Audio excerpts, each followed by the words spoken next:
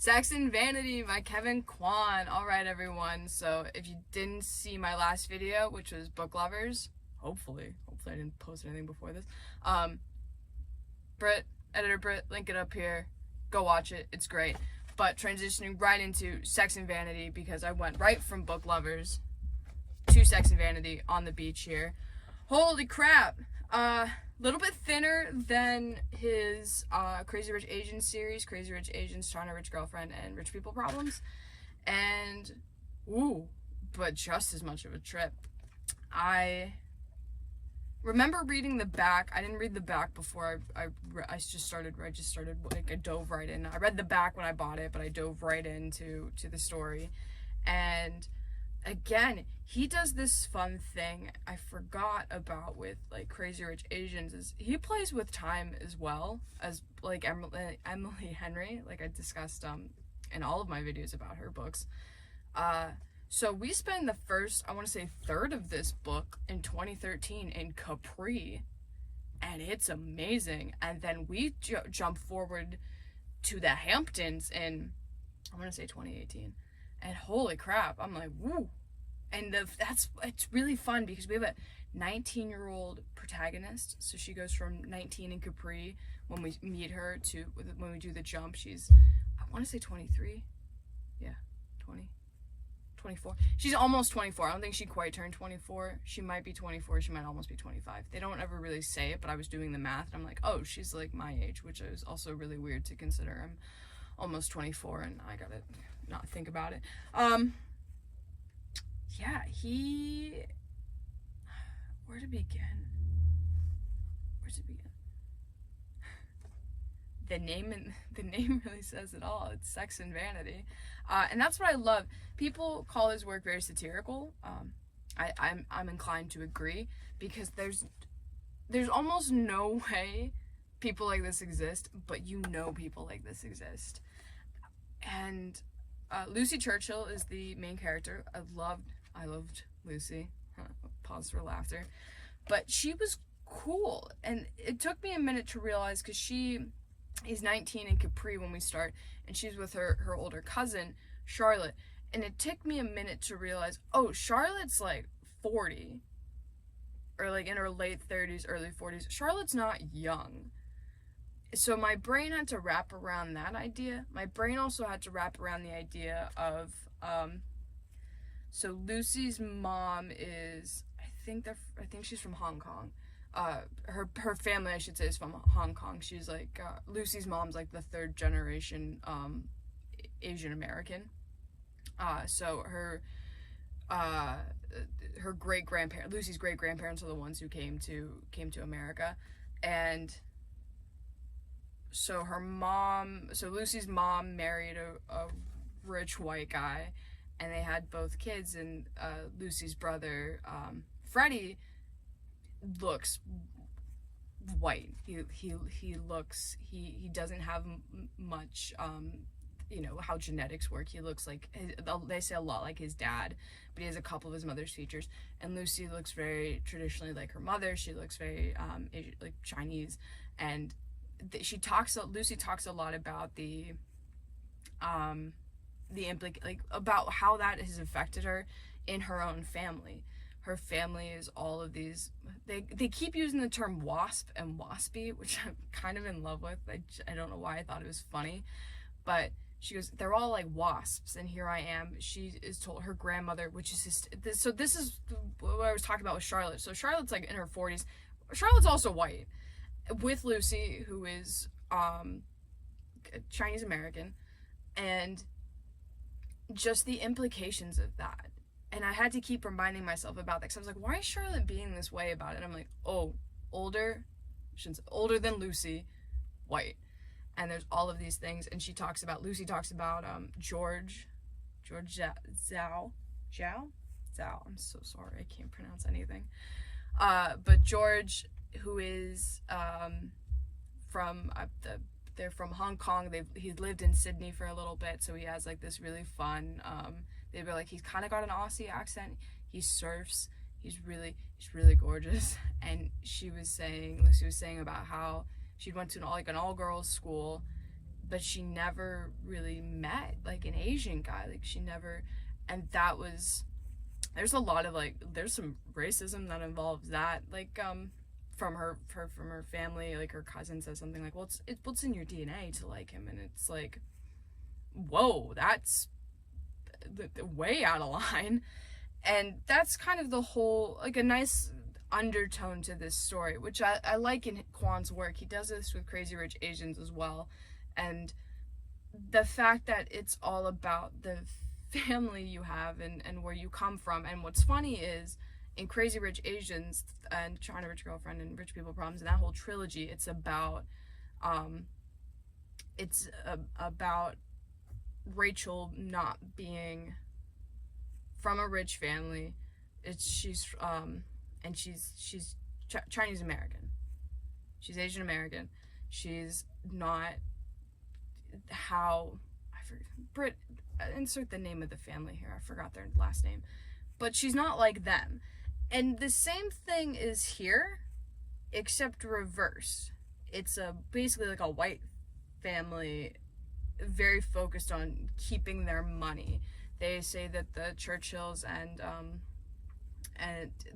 they're trying to keep, like, they're the kind of people that keep putting on airs. They haven't bought anything new in 40 years, which I think it was also brought up in Crazy Rich Asians, of how like all of the people with old money in China didn't buy anything new in 40 years, and all of the new like young people who were getting money were buying a lot. A great talk of kind of commentary on consumption, which is really interesting to see, especially in books that are so much about excess.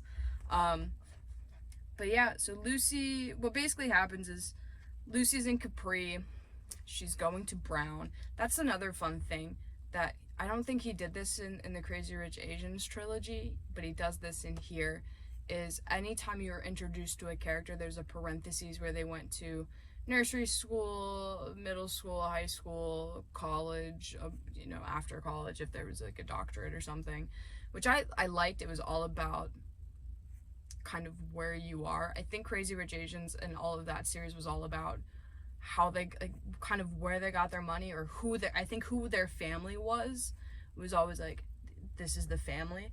This one's a lot more about where you went to school, which is a very, I think, white person thing of like, oh, I'm 5th generation Yale or something.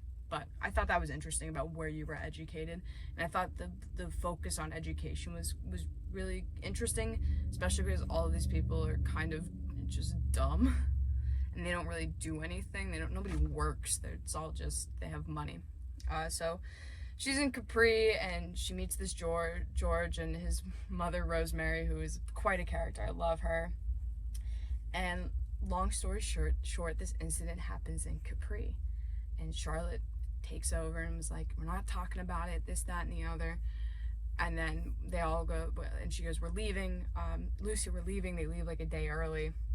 And then you flash forward 5 years, and Lucy's engaged to this newer tech guy who's kind of got like a southern accent. It's like a weird, the way they describe the accent is very interesting. And I hate him with such a passion. I hate him so much I don't remember his name. He is so unlikable and so new money, and that's not the problem that I have. People in the Churchill family have a problem because he's new money. My problem is he's new money, and he flaunts it in such a way that he needs people to know. And it stems from, there's so much commentary on the fact that he grew up not having money, so when he got it, he needed everyone to know that he had it, and he was educated, and he does all of these things. And what is his name? Freddie, Rosemary, oh man, come on. Oh, Cecil. His name's Cecil. See, he's such a dick, and he's so unlikable, and he's so focused on all the wrong things, and you feel so bad. Lucy, they mentioned it really early because Charlotte did something in Capri that in Lucy's, Charlotte's making a big deal about their room in Capri, and Lucy's sitting there like very awkward about it because she was raised that, just because you have money doesn't mean that you are inherently better than anybody. It does not mean that you have a right to certain things. She's very humble about it, and I loved that. And I love that Lucy was kind of like Rachel in Crazy Rich Asians, except Lucy is an insider, but still also an outsider like Rachel is, because her Churchill family, like, it's hysterical. Charlotte says something about, she goes, Grandma said something that was a little like off color, like she's, and Lucy goes, no, she's racist, and Charlotte's like, no, she's not racist, she's from like a different country. Lucy goes, no, she's racist. And I'm like, yes, call her out, call these old white people out on their racism. And it's racism in their own family, and it just, Kevin Kwan knows how to mix excess and fun party vibes with really deeply rooted issues in people and in families. He's really good at family drama. I hope you have a good family, Kevin Kwan, because you write about a lot of dysfunctional ones. So yeah, it's a great summer read, because they're in Capri, and then when we flash forward, they're in the Hamptons, and I'm just sitting there here on the beach in New Jersey like, oh my god, they're doing this. Oh my god, you need like a collar to get into dinner at the country club. And again, much like Book Lovers, they talk about New York in such a way that makes it really relatable, really beautiful. At one point, Lucy takes Cecil to this kind of little hole-in-the-wall spot for tea that's like super British themed, and it's like fun. And he goes, why are we here? Like, we could be at, and he names a bunch of hotels that I've never heard of. And she goes, because I like it here. You know, I like my corner bodega. I like getting my coffee from the guy on the street. I like, you know, getting a pretzel. And she likes all of these things that a lot of New Yorkers like. They don't like the rich, uppity stuff. They like what's good. And what's good is, you know, the falafel guy on 42nd Street. So it's a fun, quick little read. There's a lot of scandalous stuff in here. I would talk about it, but it would be spoiling it. You know, there's a lot of nice scandal, and again, a lot of drama. I love it. It's like watching reality. It's like reading reality television. And he also he name dropped Astrid in here. She was at the wedding, and there's a fun little reference to Kitty Pong. So I like that he's really building this universe, and really because Astrid especially was somebody in the Crazy Rich Asians trilogy that attended a lot of parties. So I love that he's kind of keeping with that, and just like name dropping. It doesn't need to be a big deal. She doesn't need to be a player. She's just there. I love that. So yeah, if you're looking for something a little bit steamy and a little bit full of drama and a lot of bit amazing, Kevin Kwan's Sex and Vanity. And again, it's a thinner read than Crazy Rich Asians. I feel like is so thick. All three of those books are very thick. This is a nice little, I mean, sustainable. Took me about 2 days. So yeah, pick it up, read it, enjoy it. And in the complete opposite direction, tune in next week for when we do May the Best Man Win.